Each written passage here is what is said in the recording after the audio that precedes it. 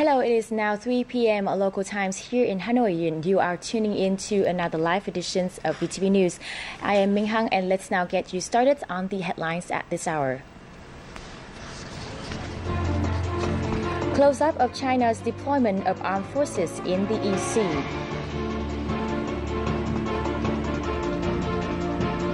Rescuers of 10 Vietnamese fishermen on China-rammed fishing boats recalls the attack. And 19th to 20th century Vietnamese newspapers on display at an exhibition here in Hanoi. On to the first news now. On Saturday morning, some large iron-hulled Chinese fishing vessels under the protections of Chinese Coast Guard ships continue to encircle and threaten Vietnamese fishing ships in Vietnam's exclusive economic zone and continental shelf. VTV reporters are at the scene to bring you the details. 19 Vietnamese fishing ships are currently positioned 100 nautical miles offshore and 42 nautical miles southwest of the illegal Chinese oil-rich Giàn CO 981. This area has been familiar fishing grounds to fishermen from central Vietnam for generations. However, over 40 iron-hulled Chinese vessels are currently illegally occupying Vietnam's water, positioning themselves a mere 2 nautical miles from the Vietnamese vessels. According to the Vietnam Fishing Control Department, 40 Chinese fishing vessels under the protection of Chinese Coast Guard ships lined up and head straight for the Vietnamese ships. This footage of the incident was documented by VTV reporters at 10 a.m. on Saturday. After only 10 minutes, iron-hull fishing vessels encircled and repeatedly approached 19 Vietnamese fishing vessels. However, Vietnamese ships were determined in their duties and reiterated their demand that China removed its oil rig from Vietnam's continental shelf and exclusive economic zone.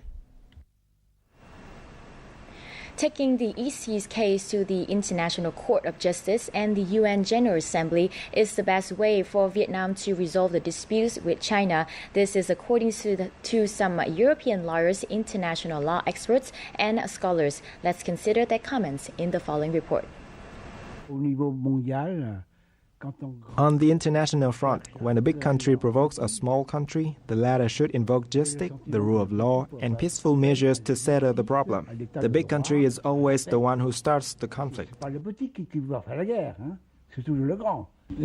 the event that the parties cannot find a solution based on bilateral or multilateral negotiations, then the parties could submit their case to the International Court of Justice or to the International Tribunal for the Law of the Sea, which was established in Hamburg in Germany under the United Nations Convention on the Law of the Sea, or otherwise it might also be possible to find a solution through arbitration. Vietnam can claim that China's actions could be a threat not only to its sovereignty, but also to global peace and security.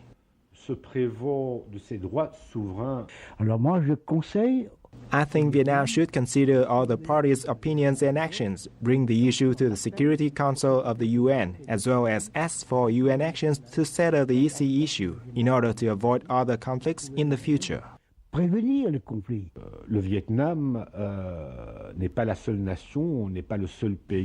is not the only country facing this kind of conflict. The Philippines, for example, also have a similar dispute with China. The Philippines choose to submit the issue to the International Court of Justice. However, China refused to join, although China signed the 1982 Convention on the Law of the Sea. Now, since May the 1st, when China illegally deployed oil-rich Giàn CO 981 in Vietnam's exclusive economic zone and continental shelf, the country has kept a large number of armed forces in the area as a protective buffer.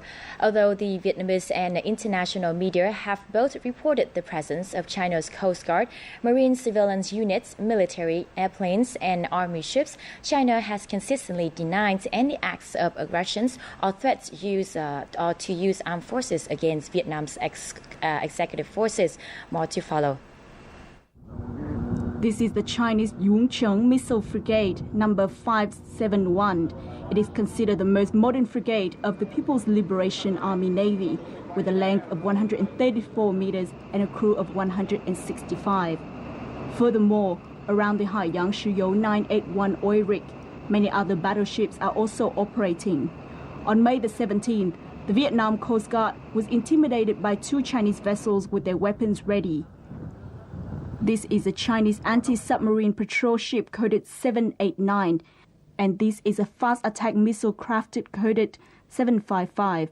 All of them are in ready-to-fight mode. Meanwhile, the Chinese ambassador to the United States, in an interview with CNN on May the 20th, said that China only had civilian ships and government ships in the area. The Chinese Foreign Ministry spokesman Hong Loi also denied that China dispatched armed ships to Vietnam's waters during a press conference on June the 4th. These lies were spread out across the world's media in recent weeks. However, the footage taken from Vietnam's water, where the Haiyang Shuyou 981 oil rig is illegally installed, has shown the incontrovertible truth. China's dispatch of military ships and reconnaissance aircraft shows their careful preparations for what's happening in its sea. Their intention may not only include the illegal deployment of its oil rig on Vietnam's water. Otherwise, this move shows their weakness in situation. Although China has always denied the use of modern weapons, many people around the world saw their provocation actions in Vietnam's waters. When they threatened the Vietnamese Coast Guard, this violates the basic regulation of the 1982 United Nations Convention on the Law of the Sea, which China has signed. Article 4 of Chapter 2 in the UNCLOS stipulates that all nations must respect each other, live peacefully, and must not use or threaten to use army forces. Therefore, China's actions in Vietnam's water during the past month have violated this article. With patent lies and provocation actions in Vietnam's waters, China is losing its prestige and its reputation as a respected nation of the world. Now, the fishing boat DNA 90508 was one of 2 Vietnamese boats attacked by Chinese vessels on May the 26th. With a bit more luck on its side, DNA 90508 boats survived China's violent attempts to ram it, and its captain even managed to save the 10 fishermen from the sunken boat DNA 90152. Let's hear what he had to say about that incident in the following story. Returning to shore empty-handed after being attacked by Chinese vessels on May the 26th, Nguyen Đình Sinh, captain of the ship DNA 90508, lost more than $7,000 on this trip through damages and expenses. But for him, the most important thing is that his crew managed to save the 10 fishermen on the accompanying fishing boat, which was sunk by Chinese ships at the same time. The Chinese ship deliberately attacked us. As it sailed forward, we back up to avoid being rammed. So it rammed and sunk the boat DNA 90152. My crew saw all that happen and came back around to save our 10 fellow fishermen from that boat. Even though that was a very dangerous thing to do, but as long as we're all safe and sound, the loss doesn't matter. Among the 10 fishermen rescued in the accident, 19-year-old Nguyễn Văn Bình, also the youngest one, was caught in the boat's cabin as it was turned upside down. When our boat got rammed, I was cooking and failed to get out before the boat was turned over. Then it suddenly became dark. As I saw little light, I swam up toward it and was rescued. Now, fishermen like us are able to afford cameras so that we can record any attacks by Chinese vessels and use them as evidence of China's illegal acts. We will keep going offshore fishing in the Paracel archipelago. These days, China's aggressive actions toward fishing boats are the hot topic among fishermen across the central provinces of Vietnam. However, no matter what difficulties they face, these fishermen will prepare themselves to go back out to their offshore fishing grounds. A television program focusing on Vietnam's sovereignties over the Paracel and Spratly archipelagos will be broadcast live on Sunday night from the central cities of Da Nang. The program aims to promote national pride, raise public awareness on issues relating to the sustainable exploitations of the country's sea and islands, as well as the protections of Vietnam's sovereignties over them. The show will connect people from the capital city of Hanoi, the central city of Da Nang, and Lý Sơn Island in Quảng Ngãi province. Each story in the program can be seen as live evidence of Vietnam's sovereignty over the Paracel and Spratly archipelagos.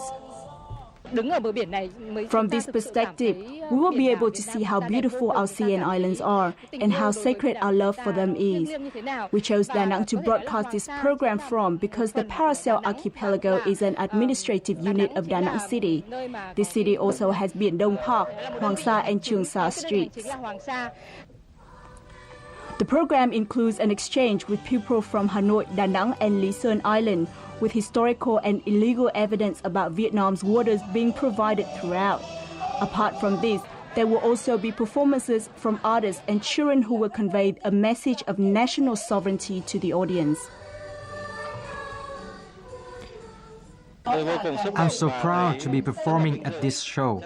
Every Vietnamese person wants to express their love for the country in this case. As an artist, I'm sending a message of peace via my music.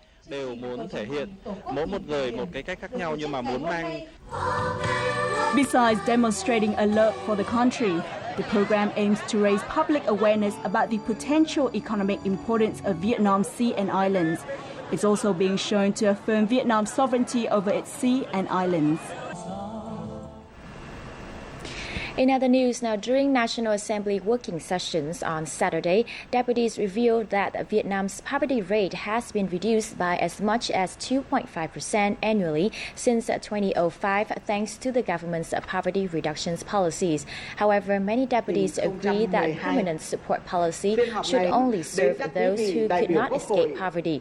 They added that people should be encouraged to escape poverty through the provisions of long-term policy such as education, training and job opportunities. Many current policies provide assistance to the poor but lack organizations, background investigation, as well as the monitoring of their investment. Also on Saturday, National Assembly deputies agreed to focus on the two key programs of poverty reduction and building new rural communities. Bạc Liêu province has one of the highest poverty rates in the Mekong Delta. However, thanks to multi-level government agencies' efforts in implementing sustainable measures, the poverty reductions campaign in this province has witnessed significant improvements. Bạc Liêu had over 36,000 impoverished households in 2011, making up 19% of the total households in the province. However, this rate now stands at under 10%, aiming to reduce the poverty rate by 4 to 5% annually and complete its poverty reduction initiative by 2020. The provincial government has taken drastic and systematic measures to reduce poverty. We provide residents with a means to earn their living. We give them support suitable to their situation. The provincial government has tried to understand the needs and financial constraints of poor households and has tried to come up with appropriate solutions to help them. Trung Tai is one of many who has received government assistance. Thanks to the equipment provided by the local authority, he has escaped poverty through hard work. My life has improved since the government gave me a sprinkler, facilitate my work. I have just built a house worth $11,750. Bạc Lieu's provincial government has also built houses for the poor so that they can keep their minds on their work. Nearly 100 houses has been built for the poor within the first 6 months of this year. We have ordered local authorities to stay on top of the poor situation and have applied suitable policies to support them. Bạc Lieu's annual poverty reduction rate ranges from 2.5 to 3%, which is higher than the country's average rate. In 2013, the province mobilized capital of about $7 million from the community to help the poor. The government's drastic and systematic measures, together with the community's contribution, have made poverty reduction in the province a sustainable movement. The ASEAN senior official meetings began on Saturday in Yangon, Myanmar. This meeting was held in preparations for the upcoming series of ASEAN engagements, which will include ASEAN Foreign Minister meetings, ASEAN Foreign Minister Meetings Plus, and other meetings as part of the East Asia Summit and the ASEAN Regional Forum. These discussions are scheduled for August in Naypyidaw, Myanmar. During Saturday's meeting, ASEAN senior officials talked about foreign affairs practices, including implementations of the declarations of Code of Conduct of parties in the EC, DOC, as well as the Code of Conduct in the EC or COC. Still to come on VTV News, an exchange program was held on Saturday in Da Nang City to call for support for Agent Orange victims. And artworks on ZAR papers from Life Up and Down exhibitions features people's lives in Hanoi.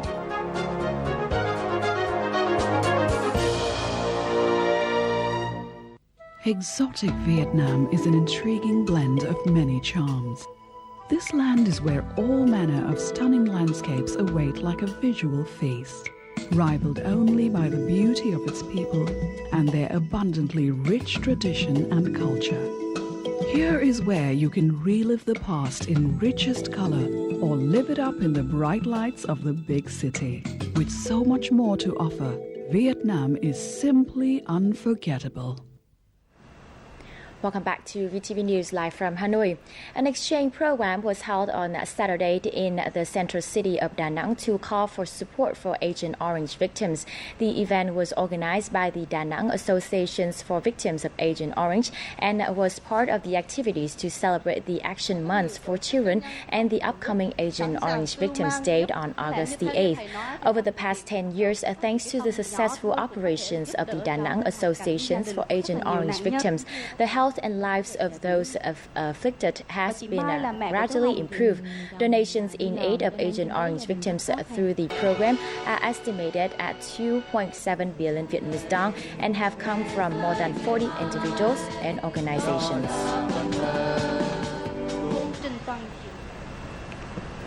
Moving on to the culture scene, while Hanoi city streets are often fast-paced and bustling, family life in the city flows peacefully along. This contrast between the capital's inner and outer life has been reflected vividly in an art exhibition's theme Life Up and Down, which opened just last week here in Hanoi. Most images of Vietnam at the exhibitions are seen through the eyes of foreigners and overseas Vietnamese. The series of 15 artworks, which combine photos with paintings and poetry, highlighting the contrast between the hectic and serene in Vietnamese people's lives today. The collaborative pieces that make up this exhibit were composed by the artists over the past 8 months. Marie-Cécile drew the outer scenes. Eric Huynh captured the serenity, and Ton That Thanh Vân was responsible for the poems describing the pictures. As an overseas Vietnamese, I can see things about life here that Hanoi locals may not. These may be habits that you no longer notice because you are so used to them. Through this exhibition, I want to emphasize the serenity found in the Vietnamese soul. I have been living in Vietnam for 22 years, and I love it. My plan is to stay for many, many more years, as long as I can. Why I love it? I love Vietnam because of the Vietnamese people, basically. Outside is very busy. When you get inside to a home, change. Would you like to have a cup of tea? Would you like to have a bowl of rice with me? Would you like phở bò, phở gà? Wonderful, wonderful. Each work is written in black ink on ZAR paper, the traditional drawing materials of Vietnamese art. For Marie-Cécile, her love for Vietnamese culture made her choose these materials. Since the age of 10, I've spent a lot of time visiting Vietnamese areas in France. Vietnamese culture is a deep part of who I am, and my closest friend is Vietnamese, so I'm very happy to see my works about Vietnam on display. For Eric Huynh, an overseas Vietnamese born in France, memories of his homeland paved the way for his participation in this exhibition. He captured Hanoi's life in photos while walking through the streets. By teaching at Vietnamese University of Fine Arts, he hopes to further contribute to the artistic development of the country. I have so many plans. I want to contribute more to the country's art. Time flies so fast when I'm in Vietnam. Distinctive architecture, people living in the city. These images convey the old but modern city of Hanoi. The exhibition will run until June the 30th. Still in the culture scenes, an exhibition showcasing Vietnamese newspapers dating back as far as 1865 opened on Saturday in Hanoi. The display's items represent the histories and development of Vietnamese journalism. This exhibition was made possible thanks to the contributions of 3 Vietnamese collectors. Thuận Uyên has the story. Tiếng dân, or people's voice, tuổi thơ, childhood, and Tân xã hội, or New Society, were amongst the most prominent newspapers since the birth of Vietnamese journalism. Many of them have been put on display here at this exhibition. To the public, especially the young generation, this is a great opportunity for them to learn about the history of Vietnam's newspapers. I have only heard the names of some of these newspapers, such as Phong Hóa or New Wen or Tiểu thuyết thứ bảy or Saturday Novel, so this is the first time I've ever seen them in real life. I think this is great. The exhibition includes 43 different newspapers, and through them, the audience can see the changes both in terms of writing style and newspaper design. Notably, the exhibition has also attracted foreign scholars. Many foreign scholars have been interested in and have discussed the development of Vietnamese newspapers in their research. However, they don't have access to newspapers that were published in the distant past. So I'm here to see the exhibition and also to meet with other scholars in Vietnam. Ha Giang and his fellow collectors say that preserving old newspapers has proved to be quite difficult. Given the limited resources and the humid climate, it was very difficult to keep the newspapers in good condition.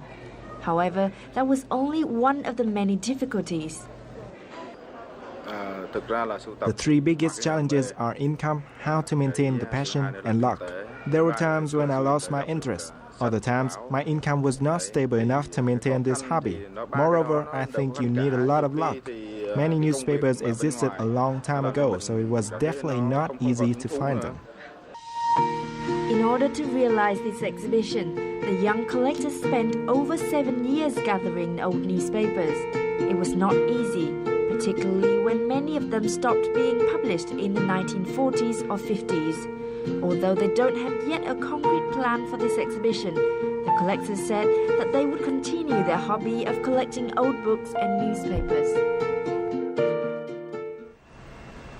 And up next, let's take a look at some highlighted stories and events during the last 7 days.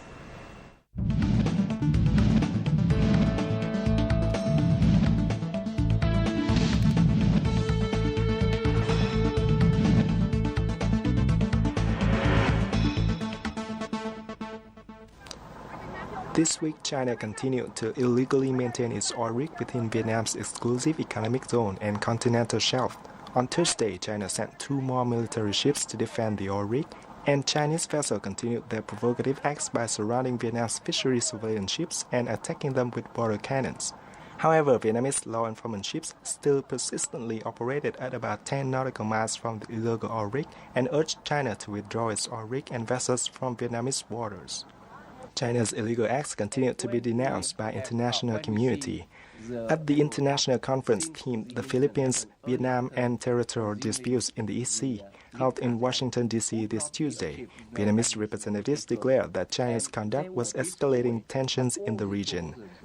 The nation leader participated in a G7 summit on Thursday in Brussels, Belgium, also voiced their concern over tensions in the EC and their opposition to any unilateral attempt by any party to assert its territorial or maritime claims through the use of intimidation, coercion, or force. Also on Tuesday, the Vietnamese Ministry of Foreign Affairs held an international press conference to announce that they have previously sent a diplomatic note to the Chinese Ministry of Foreign Affairs requesting the removal of China's illegal oil rig so that the two countries could begin the negotiation process. It's good to see you. A delegation of U.S. businesses led by the Secretaries of Commerce Penny Pritzker visited Vietnam this week. Pritzker and representatives of the U.S. ASEAN Business Council was received by State President Trung Sang on Monday in Hanoi. She affirmed that the U.S. respects and wants to further boost cooperation with Vietnam and expressed the hope that the relationship would be strengthened, especially after the Trans-Pacific Partnership Agreement is signed. Pritzker was also welcomed by Prime Minister Nguyễn Tấn Dũng, where she thanked the Vietnamese government for their continuous efforts to improve investment environment, implement commitments when entering the WTO, and facilitate foreign investors. Later on Monday, Pritzker held a press conference to emphasize the confidence of the U.S. business community in the economic development potential in Southeast Asia and Vietnam. This week, a Vietnamese delegation led by Vice President Nguyễn Thị Doan took part in the 24th Global Summit of Women, which opened on Paris on Thursday. At the summit, Vietnam was introduced as an example for significant progress in improving gender equality, shown in the presence of female leaders in the government and businesses.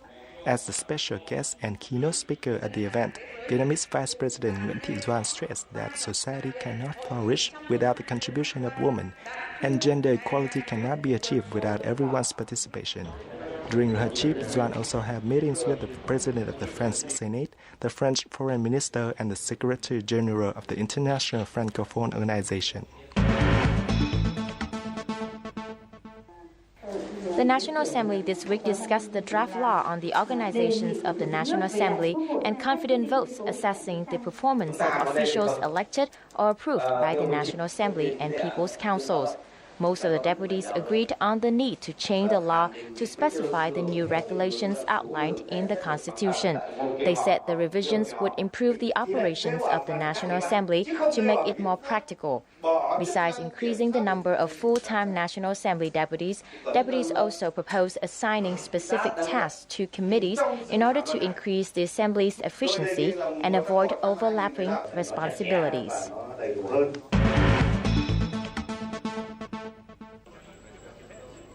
The government of Vietnam always does its utmost to create favorable conditions and ensure safety for investors to do long-term business in the country. Prime Minister Nguyễn Tấn Dũng affirmed this while addressing the Midterm Vietnam Business Forum in Hanoi on June the 5th. Mr. Dũng recalled the recent disturbance by a number of extremists in the wake of China's illegal placement of its Hải Giang Sư Dấu 981 oil rig in Vietnam's exclusive economic zone, affecting FDI operations. He said the Vietnamese government has taken the matter very seriously and have implemented tough measures against the unrest to help affected businesses recover from the consequences and resume normal operation, as well as ensuring safety and security for foreigners in Vietnam. The forum also discussed policy dialogue in tax, labor, and relevant amended laws between the government and the local and foreign business community. And now, as usual, before we say goodbye, let's take a look at our updated weather forecast.